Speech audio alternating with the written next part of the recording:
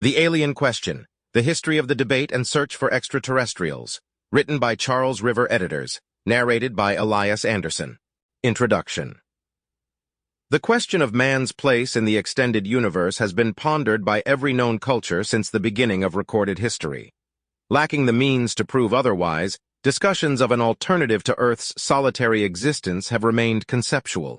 The ongoing debate is spurred by the appearance of unexplainable phenomena through the centuries in the atmosphere and the space beyond, so much so that contact with alien civilizations has been depicted in some of the most ancient examples of representational art.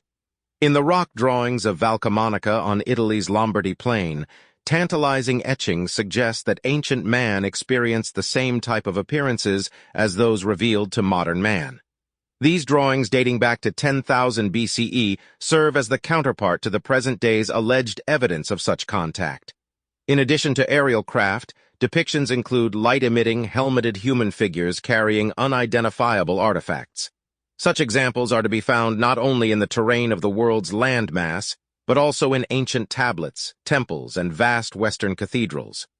In both the Old and New Testaments of the Bible, the appearance of what seems like supernatural beings are commonly typified by Ezekiel's visions of the wheel, interpreted by many to represent a heavenly craft or creature from the seraphic realm. Similar appearances range to angelic visitations at the birth of Christ and on to the Book of Revelation at the New Testament's conclusion. Lacking scientific language with which to analyze these appearances, the angelic metaphor within the heavenly hierarchy model became the chosen designation of a scientifically uneducated population. The representations are esteemed and worshipped as the veritable reality of those times by millions throughout the world. If they depict actual events and beings, the Garden of Eden's angel of the flaming sword, the Annunciation to Mary, and the appearance of heralds to the shepherds may be reinterpreted as any manner of phenomena through a scientific perspective. Similarly, the Merriam-Webster paradox requests a premise steeped in a reasonable model. With no external observations accomplished, our own is the only one available.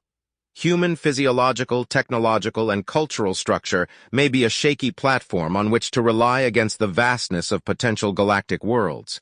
However, in the early search, science had little choice but to place it at the center of the quest's logic. What is said to constitute the paradox was constructed long after the conversation petered out, according to Teller. After theorizing so optimistically that we have yet unknown neighbors in the universe, Earth had not and still has not experienced one case of observable contact. Put simply, the paradox exists if only because the vast... Sample complete. Ready to continue?